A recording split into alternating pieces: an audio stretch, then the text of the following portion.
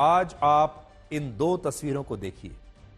इसमें एक भारत वो है जहां संभल के एक इलाके में एक मंदिर 46 वर्षों तक इसलिए बंद रहता है क्योंकि इस इलाके से सभी हिंदू पलायन कर चुके हैं और इस इलाके में लगभग 100% आबादी मुसलमानों की है और यहां पर इसलिए इस मंदिर को बंद कर दिया जाता है।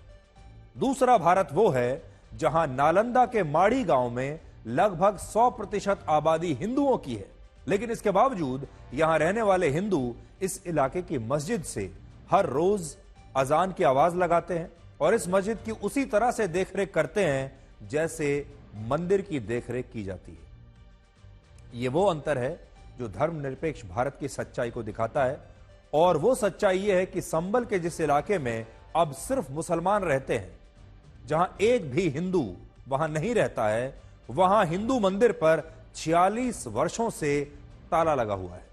लेकिन नालंदा के जिस इलाके में अब सिर्फ हिंदू रहते हैं, जहां एक भी मुसलमान नहीं रहता, वहां मस्जिद पर ताला नहीं है, बल्कि इसकी जगह हिंदू इस मस्जिद की पूरी देखरेख करते हैं। प्रतिदिन इस मस्जिद में अजान भी की जाती है। दुख की बात यह है कि इस सब के बावजूद हमारे देश के कुछ नेताओं को यही लगता है कि संभल के मुसलमान तो पीड़ित हैं और हिंदू पक्ष उन्हें परेशान कर रहा है।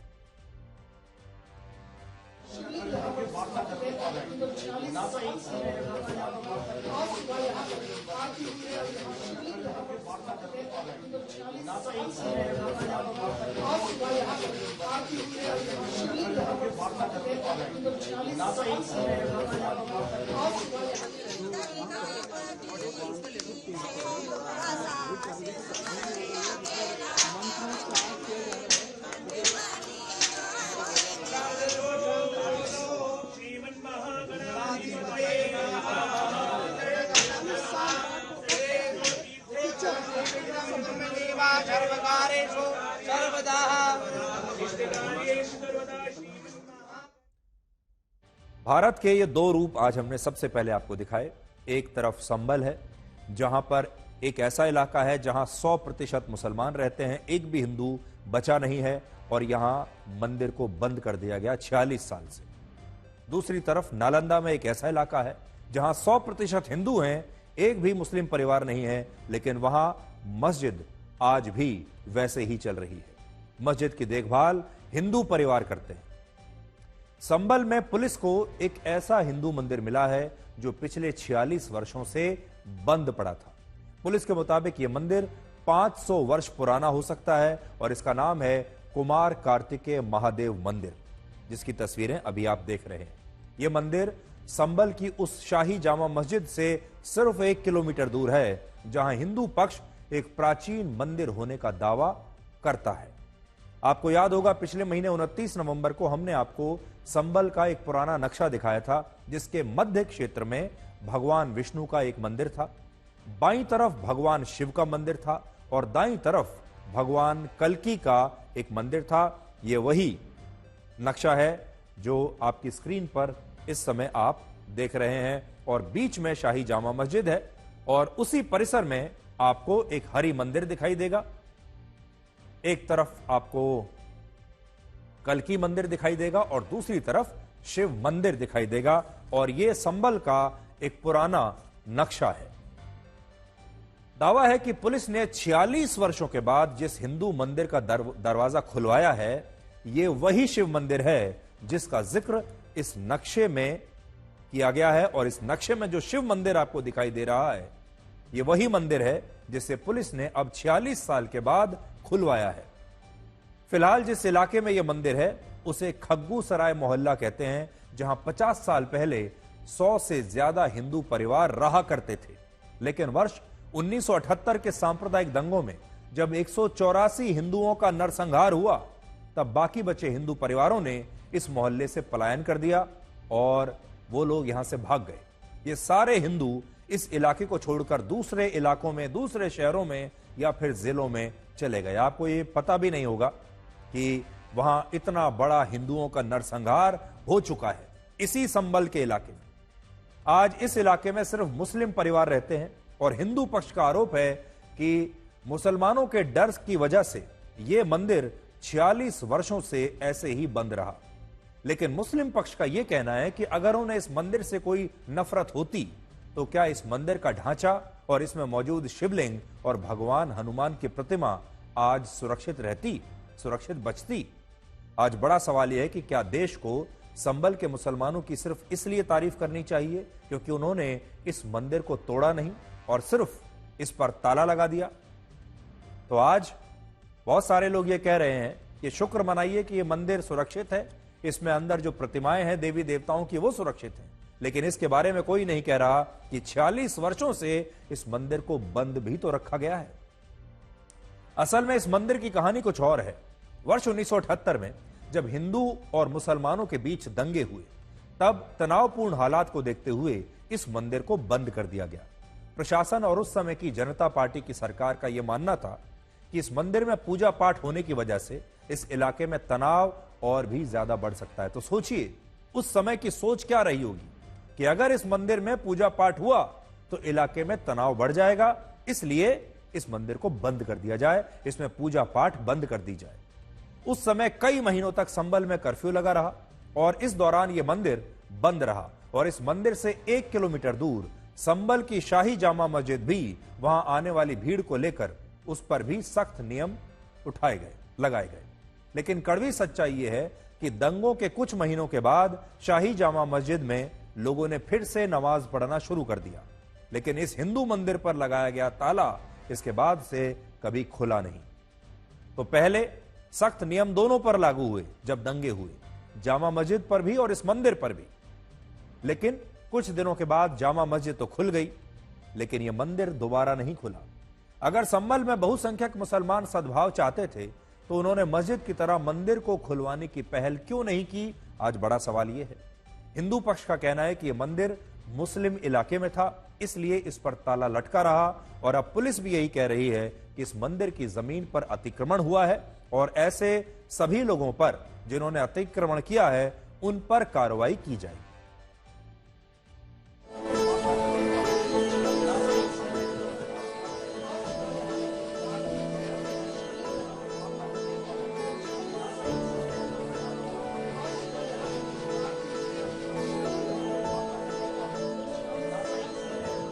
उन्नीस 1978 से जो मंदिर आज निकल रहा है, 1978 से इन लोगों ने कभी खोलने नहीं दिया उस मंदिर को।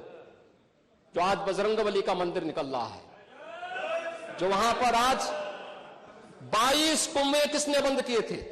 हमारे पीछे जो आप ये मंदिर देख पा रहे हैं, इस मंदिर को कल स्थानीय प्रशासन ने खोजा है। स्थानीय प्रशासन का दावा है कि ये 46 साल से ये मंदिर जो हनुमान जी का है वो यहाँ पर था, लेकिन किसी को नजर नहीं आ रहा था।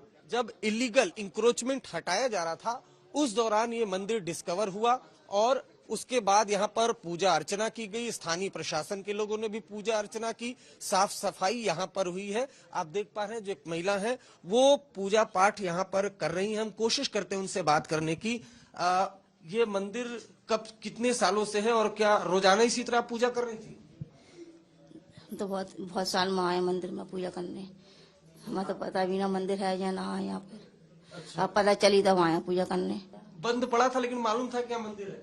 हाँ मालूम, हाँ मंदिर, हाँ कई मंदिर हमारे संबल में बंद पड़े हैं, बहुत मंदिर हैं। अच्छा। हाँ सारे मंदिर बंद पड़े हैं। शारिक भाई, कितने सालों से मंदिर है? मैं यहाँ पर 20 साल पहले रहता था। यहाँ सामने वाले घर में किराए के मकान में रहता था। मैं 20 साल पहले यहाँ चला गया।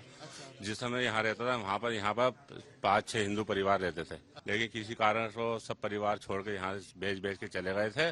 और यहाँ चाबी एक लाला के पास थी किसी के, वो यहाँ पर अपनी बोरियां रखने आता। हम देखते थे एक लाला आते थे अपनी यहाँ बोरियां रखते थे, वो अपने पर्सनल गोदाम के रूप में यूज करते थे। यहाँ मंदिर यहाँ पर कब से? मंदिर तो सर मैं जब पैदा भी नहीं हुआ तब से ही है। अच्छा। हाँ, ये मकान था जब लास्ट में ये गए हैं तो ये मकान बन गया था उस टाइम पे। तो ये मकान शायद थोड़ा मुझे ध्यान है मकान था या नहीं था बेघर में। मैं आपसे ये वाली बात, धीरे धीरे करके मुस्लिम आबादी यहाँ बढ़ती चली गई और वो लोग अपनी मर्जी से गए हैं। हम तो ये चाहते हैं कि आज भी बनाए, यहाँ पर घर खरीदें और मोहब्बत से रहें। हमें कोई आपत्ति किसी तरीके की नहीं है।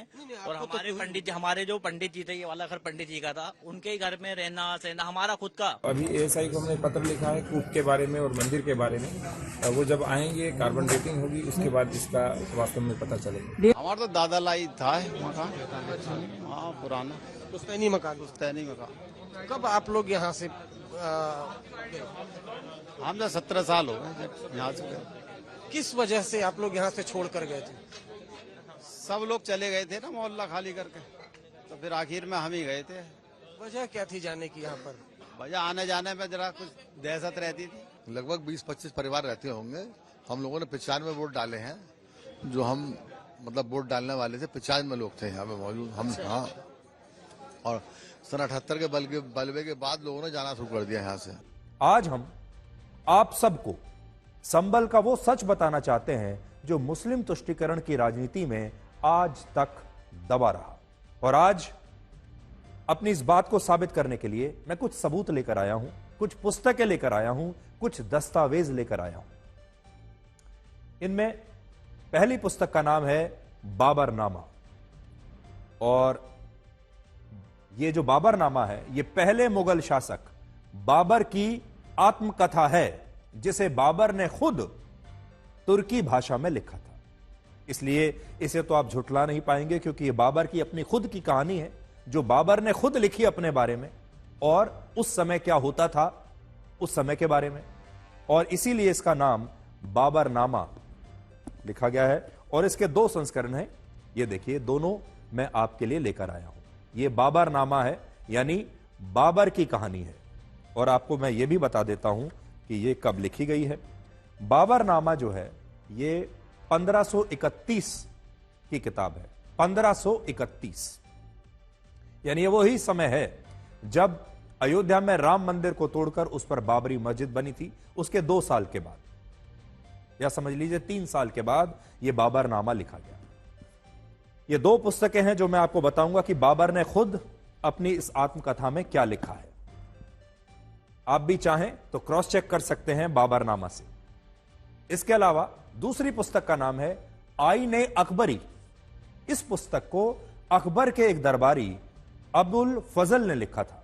और आज मैं इस पुस्तक के भी कुछ अंश आपके सामने पढ़ने के लिए लेकर आया हूं। अबुल फजल जो अकबर के दरबारी थे, आज से लगभग 425 साल पहले यह किताब लिखी गई थी। बाबरनामा बाबर की मृत्यु के 1 साल बाद वर्ष 1531 में प्रकाशित हुई थी। और ब्रिटिश इतिहासकार A.S. बेवरेज ने वर्ष 1920 में इस किताब का अंग्रेजी भाषा में अनुवाद किया था। और उन्होंने बाबरनामा के 2 भाग लिखे थे। ये वही 2 भाग हैं जो मैं आज आपके सामने लेकर आया हूं। ये एक ब्रिटिश इतिहासकार ने बाबर की कहानी का अंग्रेजी रूपांतर किया है और यह अंग्रेजी में किताब लिखी गई है। अब इस किताब के दूसरे भाग के पेज नंबर 687 पर लिखा है कि मीर हिंदू बेग ने बाबर के आदेश पर संबल में हिंदू मंदिर को तोड़कर उस पर मस्जिद का निर्माण कराया था। और इस मस्जिद के शिलालेख पर यह बात आज भी अंकित है। अब आपको पढ़कर बताता हूं कि पेज नंबर 687 पर इस किताब में क्या लिखा है। वर्ष 1527 में मीर हिंदू बेग ने संबल में एक हिंदू मंदिर को तोड़कर उस पर एक मस्जिद बनानी शुरू की थी। और ऐसा उसने बाबर के आदेश पर किया था। मस्जिद में मौजूद एक शिलालेख पर यह बात आज भी लिखी हुई है। यह इस किताब में लिखा है। और अंग्रेजी में अगर आप चाहें तो उसमें भी it may be noted here that he transformed, ये बाबर के बारे में लिखा है, a Hindu temple into a mosque in Sambhal. It was done by Babar's orders and it is commemorated by an inscription still existing on the mosque. ये बाबरनामा में खुद ही लिखा हुआ है। जिस शिलालेख का जिक्र इस पुस्तक में है उसका भी 151 साल पहले वर्ष 1873 में अध्ययन किया गया था। उस समय एशियाटिक सोसाइटी ऑफ बंगाल ने इस शिलालेख का अध्ययन किया और यह पाया कि मस्जिद के पत्थर पर यह बात स्पष्ट रूप से लिखी है कि मीर हिंदू बेग बाबर का प्रधान अधिकारी और कमांडर था और बाबर के ही आदेश पर उसने संबल में हिंदू मंदिर को तोड़कर उस पर इस शाही जामा मस्जिद का निर्माण कराया था। इसमें क्या लिखा है देखिए, यह भी 1873 की रिपोर्ट है और अंग्रेजी में इसमें लिखा है, इट वॉज ओरिजिनली अ हिंदू हरि मंदिर। तो हम जो बार बार आपको बता रहे हैं कि उसके नीचे जो मंदिर है उसका नाम है हरि मंदिर, और इसमें भी हरि मंदिर के बारे में जिक्र किया गया है। Hari Mandir was converted into a mosque by Babar's order. At the side is a tank of ablutions and a very old well, मतलब एक पुराना कुआं भी है वहां पर। The mosque has still a chain of the suspension of a bell and a passage at the back of the wheeling round of worshippers. इसमें साफ साफ ये बात लिखी है। एक और पुस्तक है जिसका नाम है आईने अकबरी, जिसे अबुल फजल ने 16वीं शताब्दी में लिखा था। अबुल फजल जो है वो अकबर के दरबारी हुआ करते थे। 1589 से लेकर 1600 वर्ष के बीच में इसे लिखा गया था। 425 साल पुरानी इस पुस्तक के पेज नंबर 285 पर यही लिखा है कि संबल में पहले श्री हरि मंडल नाम का एक मंदिर था जो भगवान विष्णु को समर्पित था, लेकिन बाद में इस मंदिर का अस्तित्व खत्म हो गया। साफ साफ इसमें लिखा है। संबल शहर में एक मंदिर है जिसे हरि मंडल यानी विष्णु का मंदिर कहते थे। यह मंदिर ब्राह्मणों का था। ब्राह्मणों का यह मानना है कि भगवान विष्णु के 10वें अवतार इसी भूमि पर जन्म लेंगे।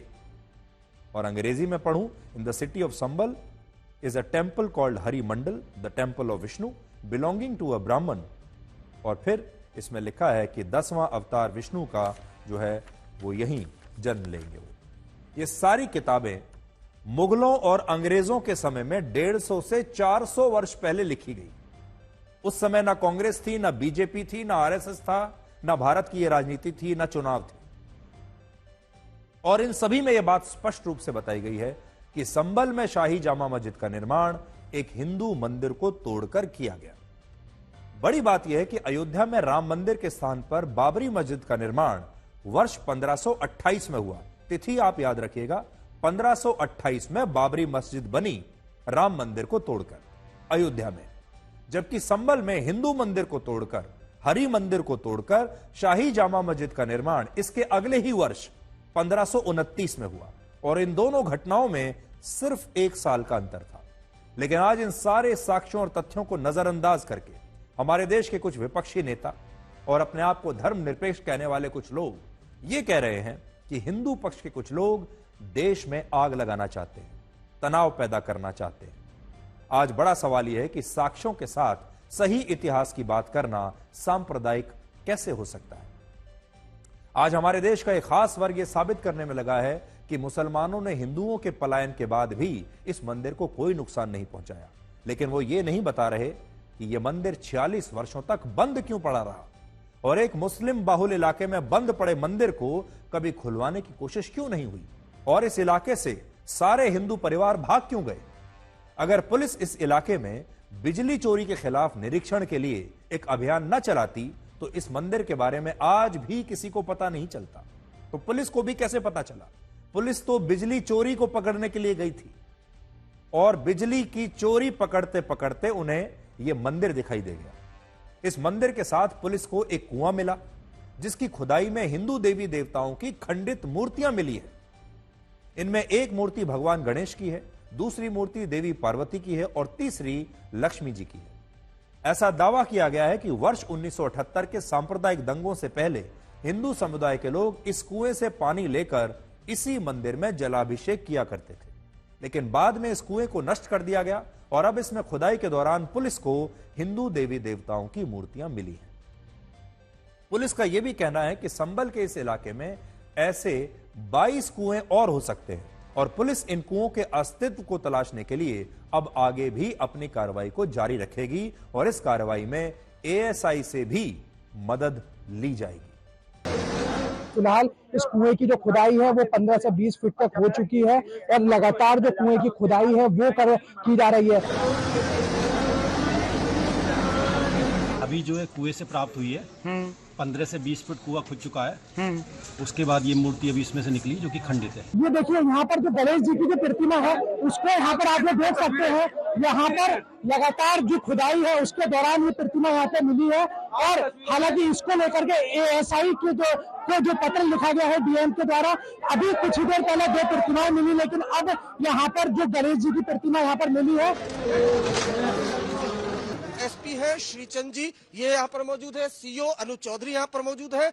और ये सर, ये जो मूर्तियां हैं ये कहाँ से निकली? यह कुएं पर खुदाई के दौरान, जो कि मंदिर के पास ही प्राप्त हुआ था, उसके रैम को तोड़ा गया था। जब अवैध अतिक्रमण करके बनाया गया था, तोड़ने के पश्चात जो कुआं निकला था, कुएं की खुदाई के दौरान यह कुछ प्रतिमाएं निकली हैं जो खंडित अवस्था में है और इनको सुरक्षित किया जा रहा है जिससे आगे जांच हो सके। साथ ही कुएं पर अभी खुदाई रोक दी गई है जिससे सुरक्षित खुदाई हो सके और आगे जो मिलने वाली प्रतिमाएं वो सुरक्षित रहे। पहली बार देखिए एक्सक्लूसिव, और खुद एसपी बता रहे हैं। और ये देखिए बकायदा ये जो मूर्तियां हैं, मूर्तियां जरा दिखाइएगा एक बार सर। आज तक पर एक्सक्लूसिव हम आपको दिखा रहे हैं कि जो कुआं और कुएं की खुदाई के बाद ये जो खंडित मूर्तियां मिली हैं वो, और बकायदा खुद एसपी ने ऑन रिकॉर्ड कैमरे पर कहा कि यहाँ पर जो बकायदा इंक्रोचमेंट हुआ था उसके बाद ये मूर्तियां दिखाते हुए सर आप ये बताइए कि किस तरह से ये कुआं मिला है, जरा आप मूर्तियों को दिखाइए। देखिए, यह मंदिर के पास एक प्राचीन कुआं था। हिंदू पक्ष द्वारा बताया गया था कि यह अतिक्रमण करके इस पर रैंप बना दिया गया है। रैंप की खुदाई के पश्चात इसमें कुआं भी मिला और कुएं की खुदाई के पश्चात कुछ मूर्तियां जो खंडित अवस्था में प्राप्त हुई हैं और आगे भी वह खुदाई जारी रहेगी। एक के बाद एक नहीं बल्कि 3 मूर्तियां कुएं से मिली है। उसके बाद बकायदा इसको संरक्षित कर लिया गया। सर, ये जो मूर्तियां हैं इनको कहां आप देने की कोशिश करेंगे? अभी प्रशासन को दिया जाएगा और इसको जांच के लिए भेजा जाएगा, जैसे कि डीएम सर द्वारा भी अवगत कराया गया था। जांच के पश्चात इसमें आगे की कार्रवाई की जाएगी और अभी भी सुरक्षित खुदाई की जाएगी।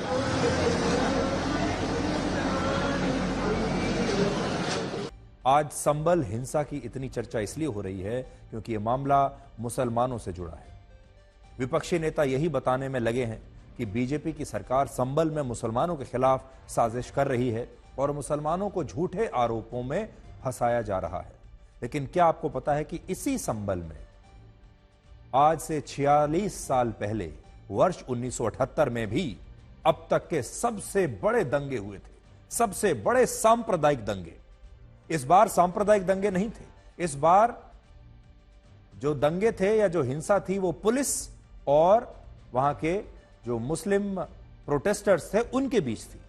लेकिन 1978 में सांप्रदायिक दंगे हुए थे जिनमें 25 हिंदुओं को एक साथ जलाकर मार दिया गया था और पूरे साल चली इस हिंसा में कुल मिलाकर 184 हिंदू मारे गए थे। इस हिंसा के बाद संबल में हिंदुओं की आबादी ऐतिहासिक रूप से कम हो गई थी, लेकिन किसी भी पार्टी ने इन हिंदुओं के मानव अधिकारों का मुद्दा उस समय नहीं उठाया। 83 साल पहले वर्ष 1941 में संबल मुरादाबाद जिले का हिस्सा हुआ करता था और उस समय संबल में 59% हिंदू थे और 38% मुस्लिम।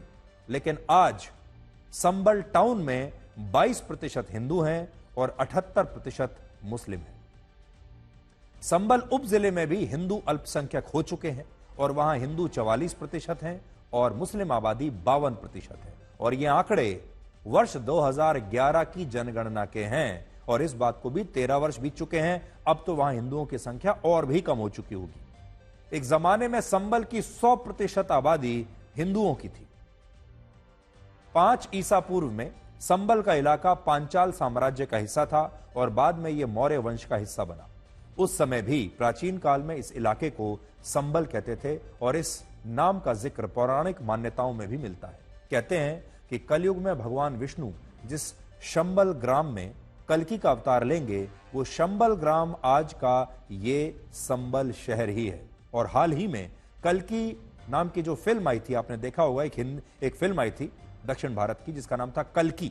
इस फिल्म में इसी संबल शहर का जिक्र किया गया है।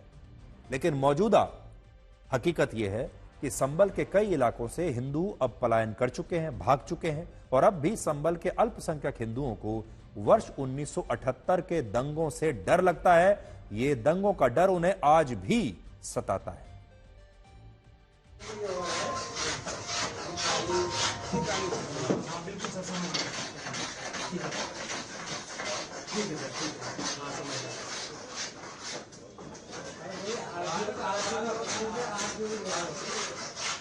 यूं तो संभल में एक के बाद एक 19 दंगे हुए, लेकिन 1978 का वो दंगा जिसके बाद संभल से हिंदू समुदाय के लोग पलायन करने को मजबूर हो गए, अपनी मकान बेचने को मजबूर हो गए। 1978 में मुराड़ी के इस फड़ पर 25 हिंदुओं को जिंदा जलाकर मार दिया गया। दंगाइयों ने चारों तरफ से इस मुराड़ी की जो फड़ है उसको घेरा और आग के हवाले कर दिया। अभी भी जो दंगों के निशान है वो आपको इस छत पर दिखाई देंगे। ये जो छत पूरा काला पड़ा हुआ है, दरअसल ये जो आगजनी हुई थी इस दौरान जमकर यहाँ पर हिंसा हुई थी और कुल मिलाकर 1978 के दंगे में 184 लोग मारे गए थे। फड़ में करीब 100-150 कुंटल लकड़ी का वो था ढेर, बहुत बड़ा। तो वहां पर गांव के लोग बेचारे वो ये भागे बाजार से कि शायद हम बच जाएंगे। उस मुरारी लाल का फड़ के लता वो उसमें घुस गए और उसमें घुसने के बाद वहां के जो पास पड़ोस के लोग थे उन्होंने बस उनका काम पूरा तमाम कर दिया। और जैसा सुना जाता है, मैंने देखा कि ये कहते हैं कि मामा बनवारी लाल के उधर बड़े अच्छे संबंध, बहुत जमाने से रहते थे। तो ये कहते हैं मामा बनवारी लाल को एक टांग इधर चीर के एक टांग इधर चीर के लकड़ी के ढेर पर डाल दिया।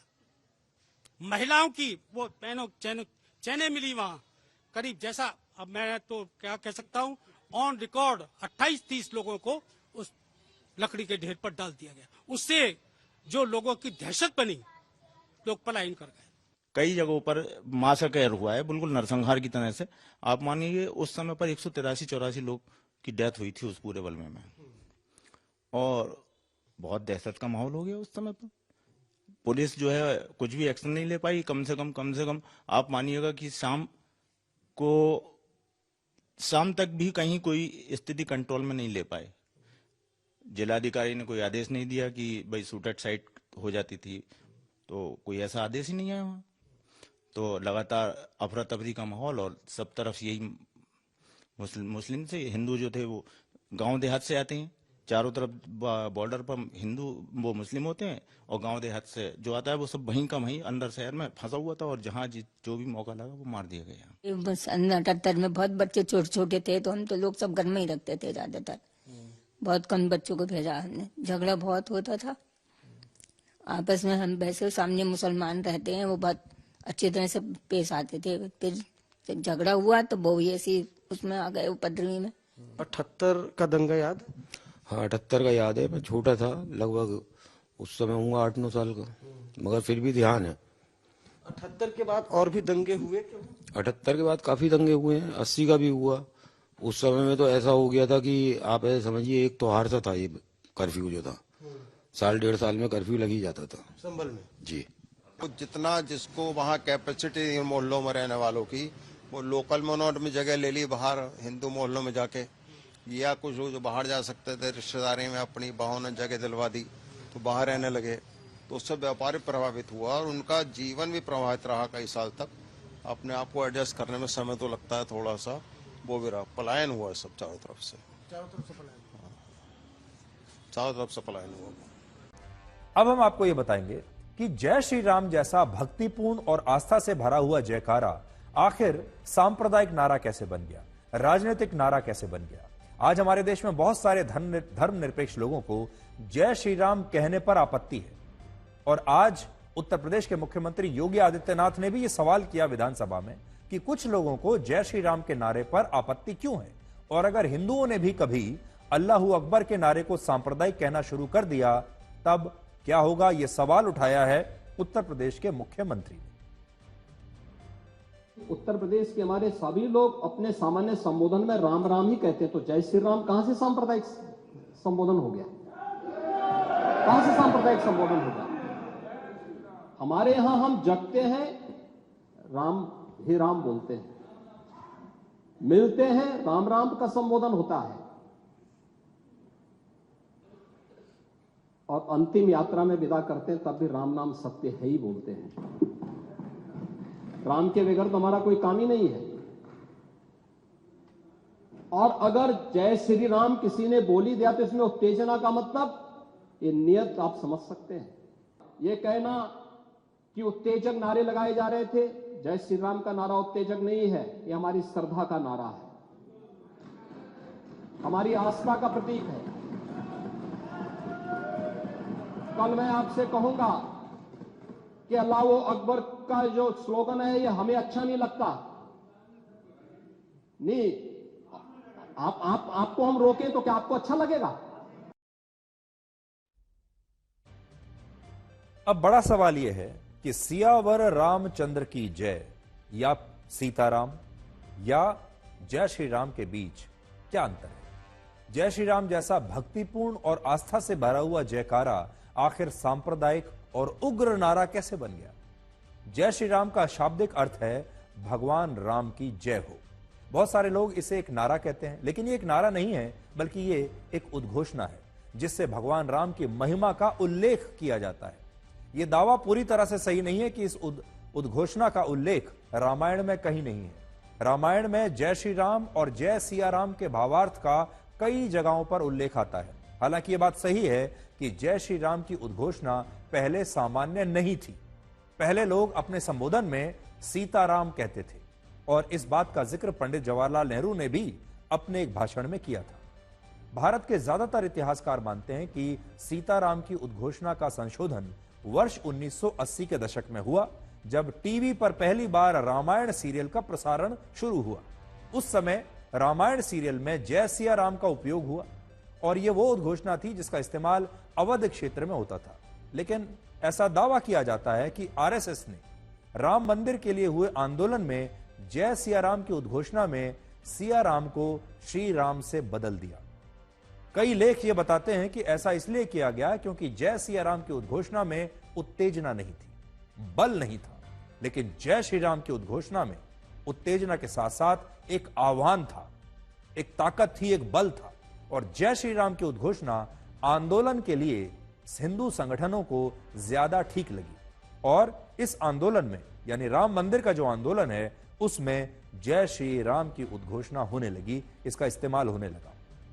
वर्ष 1992 में जब बाबरी मस्जिद का विध्वंस हुआ, तब कार सेवक जय श्री राम का यही नारा लगा रहे थे और यही कारण है कि इस नारे को विपक्ष ने बीजेपी का नारा बना दिया। यह नारा सांप्रदायिक बन गया, यह नारा राजनीतिक बन गया और इस नारे में एक उग्रता आ गई, जबकि यह नारा सांप्रदायिक नहीं था, ना ही राजनीतिक था और ना ही इसमें कोई उग्रता थी।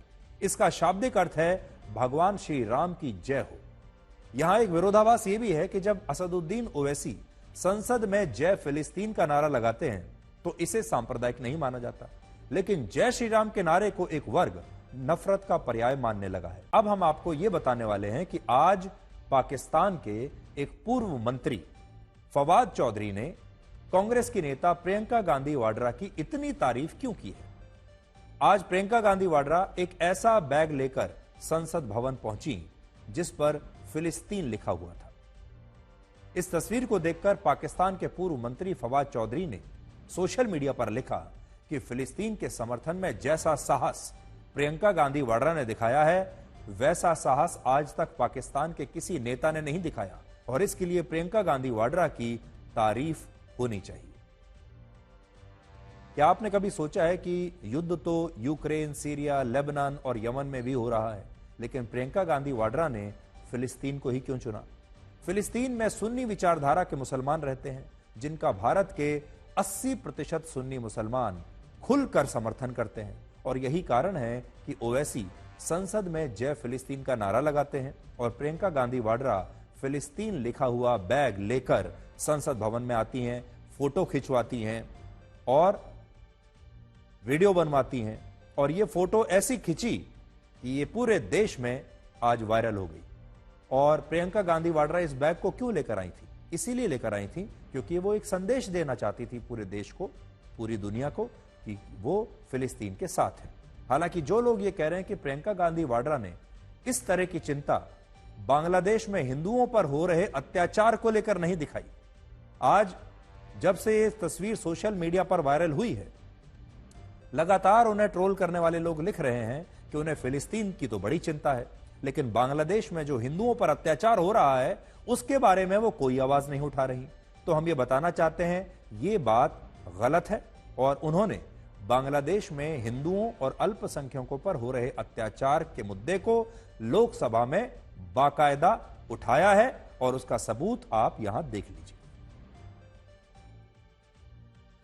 I've said many times what my beliefs are regarding this, and if you look at my Twitter handle, all my comments are over there. They say that they I believe that what can't carry this. Who's going to decide what clothes I wear now? Who's going to decide that?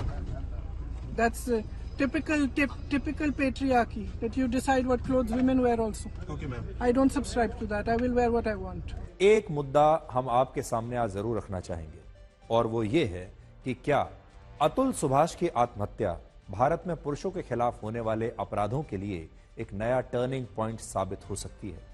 पुरुषों को लेकर जब भी महिला और पुरुष को लेकर कोई विवाद होता है, उसमें पुरुषों को लेकर जो हमारी पहले से धारणा बन जाती है, पहले समाज की धारणा बनती है, उसके बाद पुलिस की धारणा बनती है, उसके बाद अदालत की धारणा बनती है, क्या उसमें अब बदलाव आएगा? क्या पुरुषों के अधिकारों को भी ऐसा माना जाएगा कि उन्हें भी बराबर का अधिकार मिलेगा जब पुरुषों और महिलाओं के बीच कोई विवाद अदालत तक पहुंचेगा? अतुल सुभाष की तरह आज देश में कई ऐसे पुरुष हैं, बहुत सारे, जो शादी के बाद लगातार एक खुशहाल जीवन जीने के लिए संघर्ष कर रहे हैं, और इन सभी मामलों के लिए कानूनों का दुरुपयोग काफी हद तक जिम्मेदार है। आज हम यही कहना चाहते हैं कि क्या संसद में अतुल सुभाष के मुद्दे पर सभी राजनीतिक पार्टियां एक होकर चर्चा करेंगी और पुरुषों के खिलाफ अपराधों को रोकने के लिए कोई कानून बनेगा? इसलिए एक ही बात आज आपके सामने अतुल सुभाष को लेकर करना चाहते हैं। पहला, अतुल सुभाष की जान तो चली गई है, बहुत दुर्भाग्यपूर्ण बात है, लेकिन क्या अब अतुल सुभाष के इस मामले के सामने आने के बाद भारत में महिला और पुरुषों के बीच जब विवाद होगा, उसे लेकर क्या पुरुषों के अधिकारों को लेकर भी जागरूकता आएगी? क्या हमारे सिस्टम में, हमारी व्यवस्था में कोई जागरूकता आएगी? क्या पुलिस के थानों में जागरूकता आएगी, अदालतों में आएगी, हमारे समाज और परिवारों में आएगी?